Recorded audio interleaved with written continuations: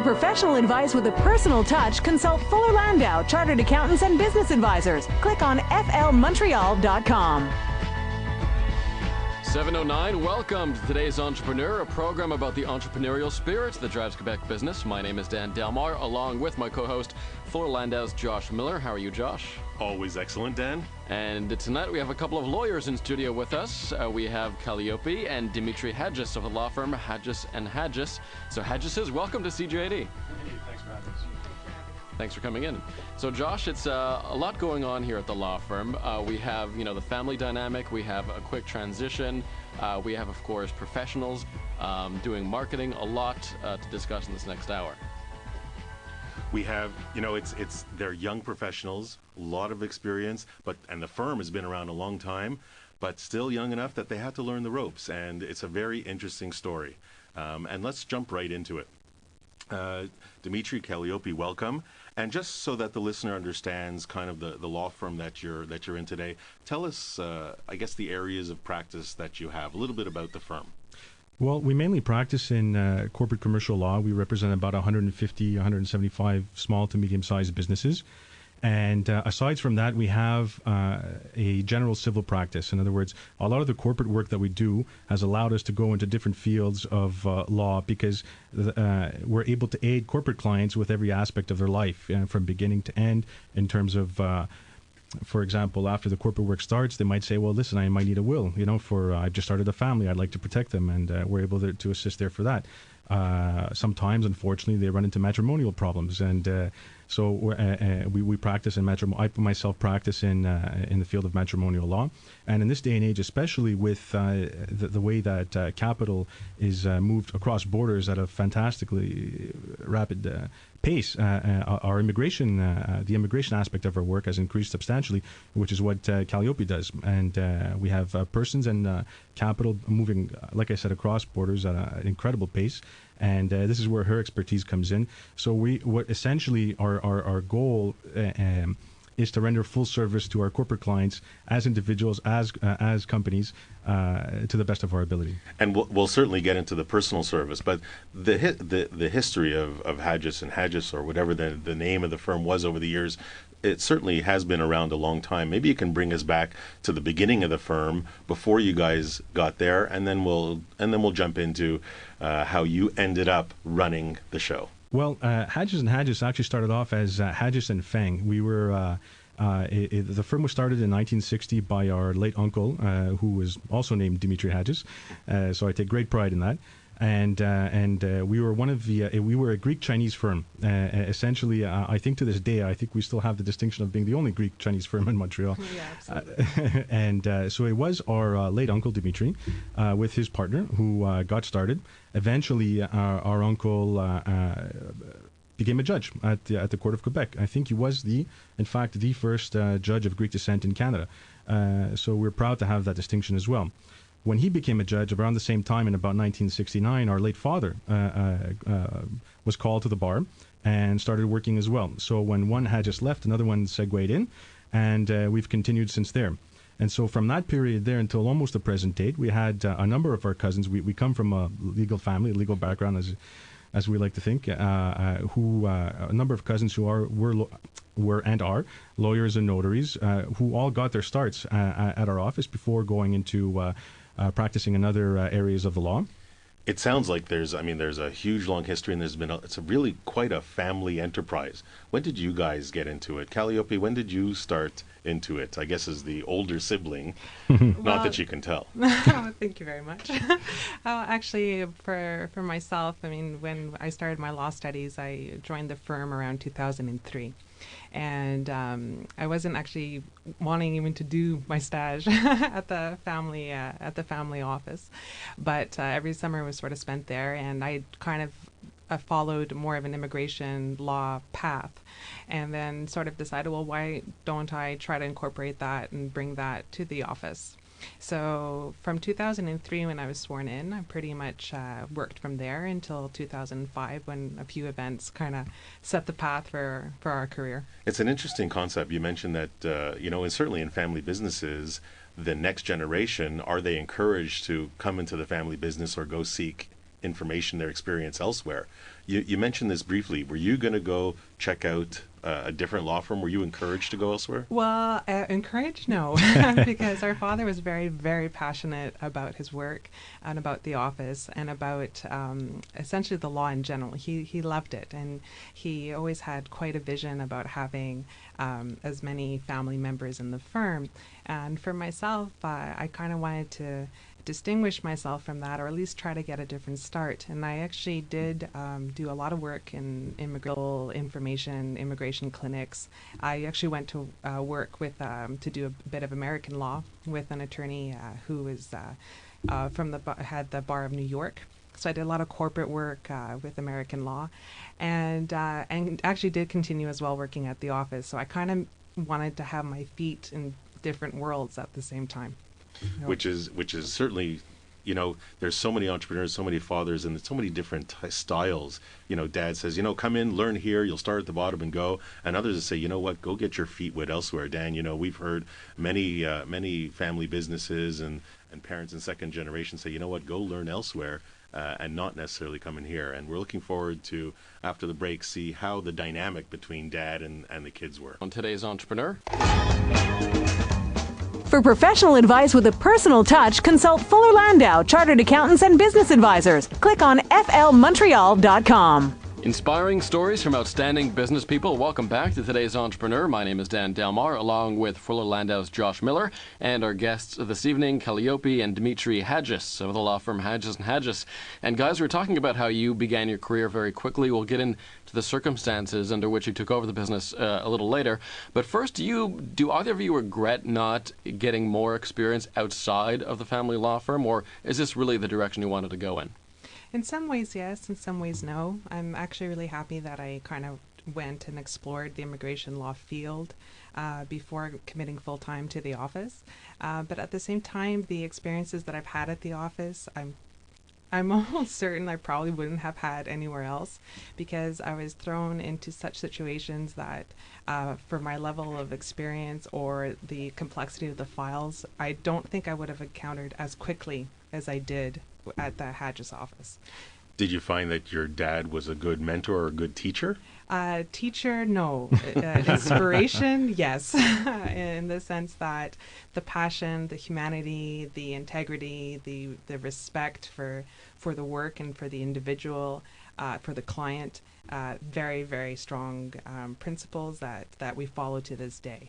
In terms of teaching, it really was very simply put to me, I'm extremely busy, watch me, listen, read the file, absorb. Absorb. That was the key word. Absorb. And Dimitri, did you want to get straight into it as well, to get right into the family business, or did you have the need to explore? Ironically, I had no need to explore. In contrast to my sister, and my intent from the get-go was to work with my father, and it was something that I was looking forward to. And I mean, even one of our, for the simple reason that one of our colleagues actually, who's a judge today, told us he was a criminal defense attorney working on his own, for himself, and he said, once you spend a couple of years working for yourself, you'll never ever be able to work for anybody else ever again. So you can't go back. So I mean, this was my mindset, and this was my plan, to absorb as much experience and knowledge as I could from our father, and then have a smooth transition segue into taking on more responsibility at the firm and continuing it and growing it in that manner there. Now, you wanted to learn as much as possible from your dad, but unfortunately, you could only learn so much. What happened just before you took over the business? What happened with the transition with your father? Well, there wasn't really a transition. It was an unfortunate event where he was diagnosed. He was diagnosed with cancer quite suddenly, and essentially the transition was Friday morning. We found out that he was diagnosed, and he wasn't permitted to return to the office. So Monday morning, Dimitri and I unlocked the door, and off we went. So take it from there, boys. Yeah, then a transition. It was, let's go. Which is both good and bad, I think. I mean, because we didn't have any time to dwell on anything, and at the same time we were forced, which was a positive, to hit the ground running and not look back. And it isn't. We're not saying this with false modesty or anything. It's just that was the factual circumstance. We had no time to do anything else other than move everything forward. to the best of our knowledge. So taking us back to that Monday morning, I mean, you were just laser focused. You just went for it. You didn't have sort of emotions mixed in there. How did you feel that morning? You're on autopilot. You're on Absolutely. autopilot. It was, you're in the office, you have to execute. The firm was around for so long. He worked so hard. It wasn't really a debate. It was that this needs to be done, and we're going to do it together, and we're going forward. So you kind of go into this autopilot. I think when people know that there's something beyond them or bigger than them, or that there's just not a question, you just do it. You do it because you need to do it. You do it because you want to do it, and you're going to do it well. And certainly, as we've seen with many entrepreneurs, Dan, you're thrown to a crisis, the entrepreneur reacts. There's a gut reaction that just comes into play. There's really no thought process. They just react because that's how they're wired. And certainly in a scenario where dad passes away, dad gets diagnosed and you're left with, hey, you got to run the show now. Well, that gut takes over and that mindset jumps right in. And that's what entrepreneurs do. And we'll find out some of the more challenging areas that they had to take over when we come back after. Talk about that family dynamic too. Today's Entrepreneur on CJ80. For professional advice with a personal touch, consult Fuller Landau, Chartered Accountants and Business Advisors. Click on flmontreal.com. 7:26. Welcome back to today's Entrepreneur, and we're talking with the Hadjises. Hadji? Hadji. We get that often. Calliope and Dimitri. We're talking about also the family dynamic, and after your father was diagnosed with cancer, you guys opened up the office on a Monday morning and got right to work, and how you sort of had just laser focus, and also it improved your dynamic too as family members, as colleagues. Well, that's the funny part, because growing up, I mean, we would butt heads every day. Cats and dogs. Like cats and dogs. I mean, it's... lawyers in the making. There we go. Pretty much, I want to watch this channel, I want to watch that, I want to go out, I need the car, so on and so forth. But the moment we started working together, it was like a light switch. That aspect of at least my brain turned off, and said, okay, now we're going to go forward in this manner here. That doesn't mean that we don't argue, and usually, we Friday afternoons are particularly volatile at times, but we get that out of our systems, and then we continue from there. But the vast majority of it it was a smooth transition that way, professionally speaking, and we complement each other quite well, I have to say, in terms of the way we work and what we want to accomplish. Absolutely. And even our methods are completely different. Our approaches are completely different for any type of file, but they end up complementing each other. Having seen so many family business owners, did you guys go from being competing siblings to partners? Because we see that competition a lot. I have to say, and I'm very pleased to say it, we never competed. We always supported, because the reason why is because if we didn't support each other, we learned very quickly that nobody else would. So we said, you know what, this element of competition is of no use at this moment here. Now we compete all the time. I mean, whenever one of us goes on vacation, we say, well, I collected this many account receivables while you were gone. Ha ha ha. What did you do? That's all good fun. But when we first started out, we said, you know what, this is we're going to do it, and I got your back, you got mine, and that was the mindset: protect, defend, maintain. And that's how we started off, and we got off the ground with that mentality there. Now, after so many years of your dad certainly being the patriarch of the family, of the firm, what was the biggest challenge? Where you certainly in retaining clients, you had, the gray hair that was giving them all this advice. You were into the firm, but how difficult, or what was the biggest challenge of stepping into his shoes? I think the first thing is that we had to be confident. We had to show that we were confident, and we had to show that we would stand our ground. I think I realized that within the first 2 weeks, that if we didn't show that we could stand our ground, then there wouldn't be a point. It was extremely important that, one, you have to have confidence in yourself, that you have to, because you're the first man on the line, video. So you have to have confidence in yourself, and if you do, then others will follow. And I had confidence in Dimitri, and Dimitri had confidence in me. And the things with the legal field, it's an adversarial field. You have to convince a judge. You have to convince your client. You have to convince maybe the other lawyer, or come to an agreement, or try to have two opposing parties come to see eye to eye sometimes, or present it to the judge to convince. So you don't have time to be adversarial with your partner. So either you're together from the beginning and you hit the ground running, or you don't. So you have to have confidence in yourself and in each other, and then the rest will follow. So that was challenge number one. And also, to a certain extent, you have to kind of be able to fake it. Even if you don't have confidence in yourself, fake it as best as you can. Good advice. You know. Well, certainly as you're dealing with clients and your lawyers and your professionals, it's really, hey, the client is relying on you for that professional advice, for that legal advice. If you can't approach them, I mean, as in any professional, any entrepreneur, if you can't approach them with a certain level of confidence, well, then they'll start second guessing you and maybe looking elsewhere, which when transitioning and trying to keep a client base, that's not exactly what you want to do. So when I'm sure it was one of the biggest challenges, and looking to hear more about this story. We'll talk about marketing too in the minutes to come on today's Entrepreneur. For professional advice with a personal touch, consult Fuller Landau, Chartered Accountants and Business Advisors. Click on flmontreal.com. 7:36. Welcome back to today's Entrepreneur, presented by Fuller Landau, a program about the entrepreneurial spirit that drives Quebec business. My name is Dan Delmar, along with Fuller Landau's Josh Miller, and our guests this evening, Calliope and Dimitri Hadjis of Hadjis and Hadjis. And we were talking about your business, the law, and your partnership as brother and sister, and how you get along is an interesting question here on today's Entrepreneur that we run into a lot with family businesses. And I'll ask the same question I do almost every week, Josh. Are you guys democratic, or are you sort of more autocratic? But since you're a partnership, I guess, do you fight it out more, or is there some kind of democracy in place there? How do you resolve conflict? We're blood. So it's essentially, I'd say that. Did you say you draw blood? No, not yet. Although we came close a couple times.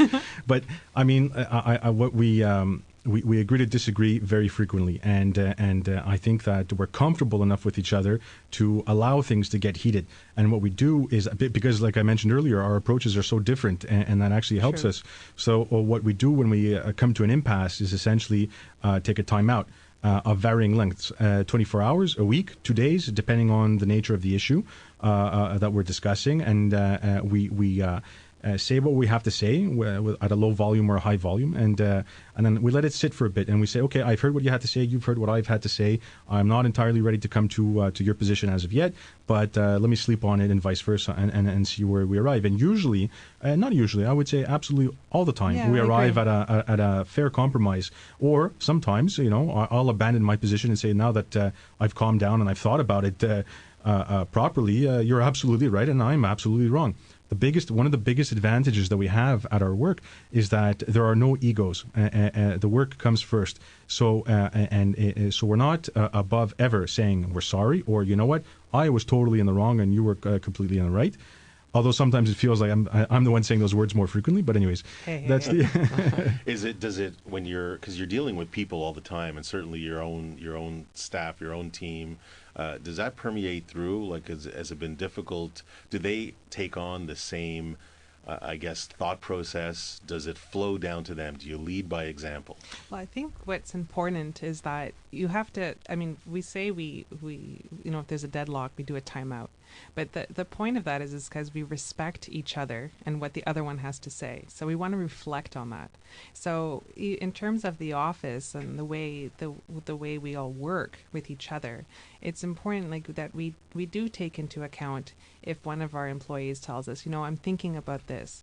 And we listen to that. If we want to go in that direction and we agree with that point that they've brought to the table, let's say for a specific issue, then, we'll go ahead. Sometimes we don't because it doesn't follow with the policy that we've already discussed. But it's extremely important that, and I think that's seen throughout the office, that we respect each other's opinions, even though they can be polar opposite. But it's important to absorb it and listen, and then move forward with a united front. So, and since we're talking about a professional office and where billings and collections are absolutely paramount to running the business, do you extend that level of respect out and make sure that your clients understand there's a level of respect when it comes to billing and collections? I think that's extremely important because you want your client to understand what you're doing for them.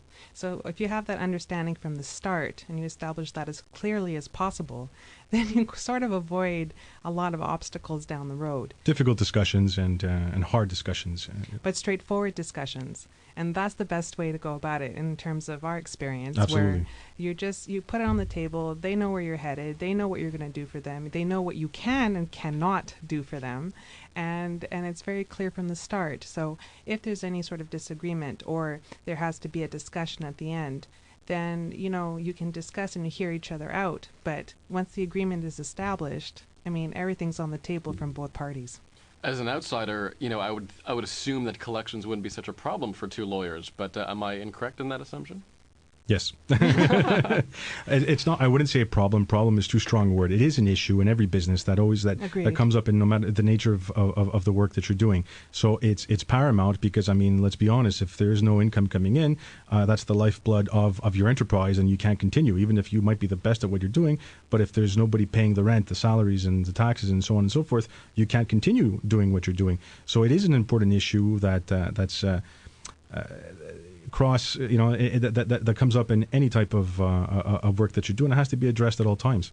And, as they're dealing with SMEs and privately held businesses, certainly those businesses have their ups and their downs, and they need some assistance here and there, and they have to manage their cash flow. So that's something, in as much as we don't necessarily want to take into consideration as professionals, we always do. Now, if we look at, keeping the top line, and we kind of switch gears to marketing a little bit.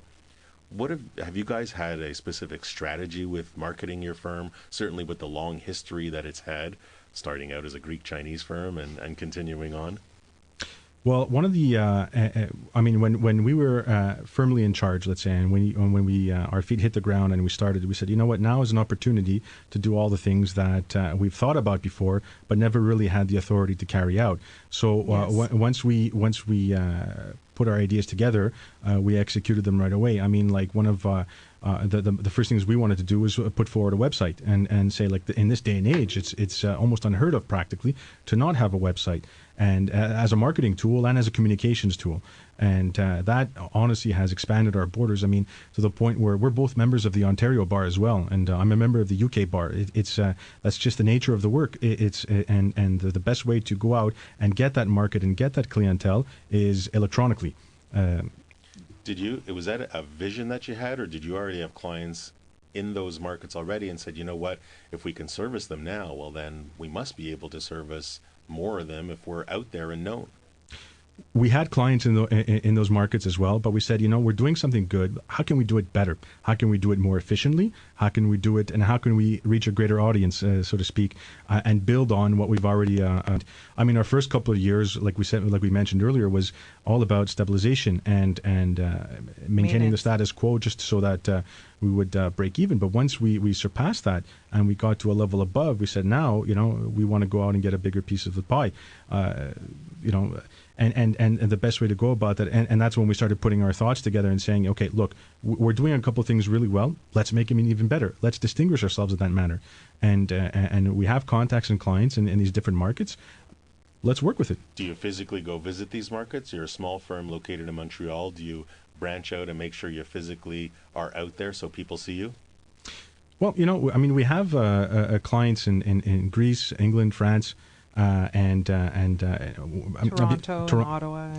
And although we were communicating electronically with them and over the telephone, long distance calls and arranging conference calls, my sister, at one point said, what are we doing? What do we have the means, we have the will, and let's go down there. Let's go see them. Let's go expand our network. Let's go shake hands and see faces. And in September, despite all the fear and riots and economic struggles, which are valid points, but in Greece that were going on, we said, okay, let's go see, let's go talk, let's go shake hands. And we did, and it was a fantastic trip of 10 days where we met several people that we had done business with and several people that we wanted to do business with. And it was something that was very fruitful in the end. But I just wanted to mention that in terms of the marketing, it's always important to say, like as Dimitri was saying, and we revisit this every so often. What are we doing? How can we do it better? How can we do it more efficiently? How can we expand? And it's something that I think it's important to kind of come back to every so often with your partner or with yourself to kind of improve upon, because there's always room for improvement. And reevaluate. We're going to talk more about marketing in a second with Stephanie Darwish from Fuller Landau, who does their marketing and marketing for professionals in general, not just lawyers, doctors, people who just because you're a doctor or a lawyer doesn't mean that the clients are going to come flooding in, right? So we'll talk about that in a second. For professional advice with a personal touch, consult Fuller Landau, Chartered Accountants and Business Advisors. Click on flmontreal.com. Welcome back to today's Entrepreneur, presented by Fuller Landau, inspiring stories from outstanding business people. Dan Delmar, along with Josh Miller of Fuller Landau, and our guests this evening, Calliope and Dimitri Hadjis of Hadjis & Hadjis. And we also bring in Stephanie Darwish, marketing professional at Fuller Landau, because we were going to talk about, marketing to professionals, like the Hadjises. And so we're going to get into, I guess, some of the myths, Stephanie. And the first myth, maybe I'm going to go out on a limb and say, you kind of need marketing, right? A lot of professionals think that you don't need marketing. Some people think it's all word of mouth, but let's hear it from the expert. That's exactly my first myth. I guessed it. That doing excellent work will single-handedly bring you in clients. Now, it's very important to do excellent work. I'm not advocating doing shoddy work, but it's more than just doing really good work and hoping your clients come back and give you a referral. It's probably a little bit more actively seeking out referrals. So whether that's even keeping top of mind with them with a website stories or e-newsletters, or actually calling and reaching out to them and letting them know if there's anything you could do for them, that would be more active, I guess, referral searching. So it's more of a visibility, stay in their face. Exactly. Top of mind. Well, actually, what we do is that if we do get a referral from somebody, we always make sure that we call that person and thank them for the referral, that we got the phone call or we spoke to the person they referred, and we always make sure we make a small phone call, just let them know, thank you very much. And that's smart. I think that's really nice to do, actually. Very nice to do. All right, number 2. We're ready for number 2? Ready. Okay. With the website, and this one comes from a little bit of personal experience. The website's only for recruiting or only a promotional splash page, which it isn't actually. And I'm very proud of Fuller Landau's website. It started before I got there, so I can't take all the credit. But take all the credit. Go for take it. some credit. But even when someone hears of you from a referral and it's pretty much a website and they're still reading about you. So I like that we have tax information up there, so kind of breaking down tax tips. We have some HR information up there. We have a lot of free information, I guess you can call it. And having all that free information kind of makes you the expert. And there's nothing wrong with giving away a few tidbits. They still need you to actually do the work. But that's the question. Is it okay to give out free information? That's where maybe some professionals might say, well, if I give it for free, won't it come back?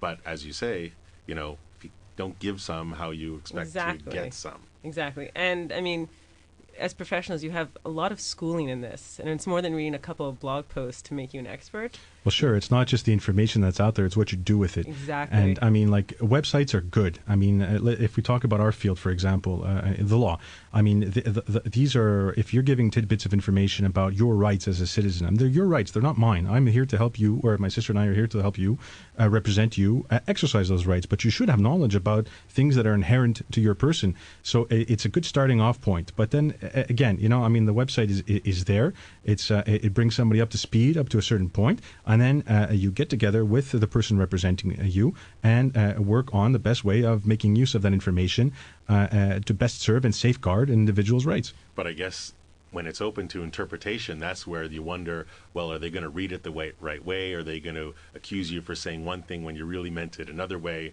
I would imagine that when you give information that's black and white, that's great. But when it's subject to different cases or different criteria, that's when you then you don't post it. Then you don't post, says the don't lawyer. post it. I know that is such a lawyer answer. I was going to say, just make sure that it's in the right context. And if it's written as a factual piece of information, make sure it's factual and it's fact-checked. If it's written as a friendly piece of information, Or you just simply write at the bottom at your own risk and peril. But disclaimers, I'm sure, play a huge role, certainly for professionals. And as you're offering services, I would imagine that disclaimers you'd almost need on a number of websites. Yeah, I mean, there's only so much you can disclaim, and what's the point of putting up a bit of information if you've just, absolved yourself of all responsibility that goes along with it? There are tons and tons of doctrinal articles dedicated to the interpretation of texts, because of the simplest thing, even if we take out the element of subjectivity, two people can read the exact same wording in a text and come out with two different interpretations of it. And you say, well, what else can I do? How much simpler can I break it down? So that's where it's always best. I mean, okay, fine, you have a base element of information available to you. Now, let's sit down, and figure out what we're going to do with it. And either we agree or disagree. And if the parties disagree, well, then they go get a second opinion from another lawyer or a lawyer that better suits their needs. Mm-hmm. So a website is not just a business card. And we'll have one more professional marketing myth for Stephanie in just a second. Today's entrepreneur. For professional advice with a personal touch, consult Fuller Landau, Chartered Accountants and Business Advisors. Click on flmontreal.com. Remaining moments on today's entrepreneur, Calliope and Dimitri Hadjis' advice for today's entrepreneurs coming up in just a second. But first, Stephanie Darwish of Fuller Landau. We're talking about marketing professionals like lawyers, for example, and we're at myth number 3, Stephanie. Yes, one of the more important ones, I think, out of my 3. That going to networking events are very important, and I really enjoy them, actually. But it's more than a one-step marketing process, and follow-up is probably the key to that whole system. So we've started using a checklist method for some of our younger accountants, and I think it's going to work really well. So setting goals, the checklist is basically a way to monitor and track goals. So if you meet, 15 people in a month, then 3 to 5 of those you should have lunch dates with or drinks with in the next 2 weeks, and then one of those you should make a serious business partnership with.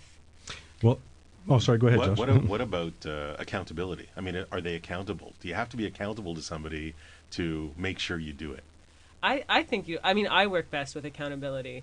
So I think you do. And we have at our firm a nice mentorship program. And the way we're implementing it, and it's still in the process of being implemented, is that it funnels through the mentorship program. So they're accountable to their mentor and they're checking it over with the person. And there's no fines or penalties. It's just a friendly accountability. Poor performance review.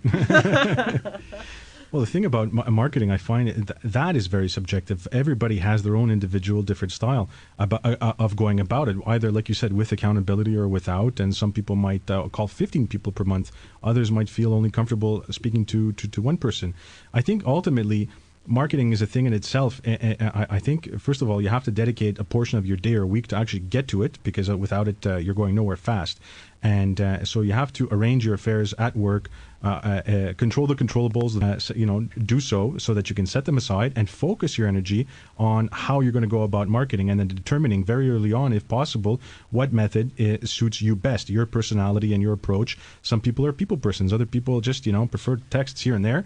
Other people, have a drink in their hand at any moment and a flashy smile. And there's so many different ways to go, and every professional is different. So as we get to the end of the show, so certainly turn to Calliope and Dimitri and ask them individually, what advice would you give to today's entrepreneur? I think mainly is that if you're in the game, then you're going to do it. You're going to be okay. Have confidence in yourself. Super important. If you're deciding to be an entrepreneur, you have to have confidence in yourself and your product and who you are and what you're out there to do. If you're going to, I think in that sense, if you're already out there, for sure, you got it in you to pull it off. So I think that's number one for me. I think that I think we need more entrepreneurs. I think it's the best thing a person can actually be, whether on a bigger scale, smaller scale. It doesn't make a difference. It's what invigorates the economy. It's what it keeps it going. It brings innovation to any field. If you're young, if you have energy, it's the best thing I think an individual can do. And you're working for yourself. What's the worst case? What's the worst thing that can happen? You get fired? I mean, there is no downside. And every failure just translates into experience. And you can rebuild, regroup, and get started all over again in your field and your project, and only improve. There is no downside. And we need as many people as possible, I think. You can't go wrong.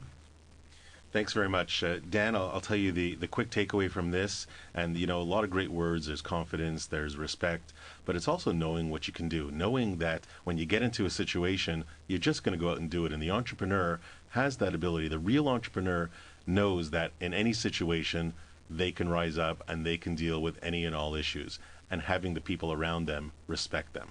And that's a really big, true definition of an entrepreneur. And we see that every week. Something that's stuck out as well is the Hadjises clearly have a great problem-solving technique as well. Take 24 hours, relax, and then we'll talk in a couple of days. Seems like you guys have fought it out in the past and to come up with a better system. So I applaud you for that. Thanks very much, Calliope and Dimitri Hadjis and Stephanie Dawish from Fuller Landau. Don't forget you can reach Fuller Landau during business hours at 514-875-2865 or visit their website, www.flmontreal.com.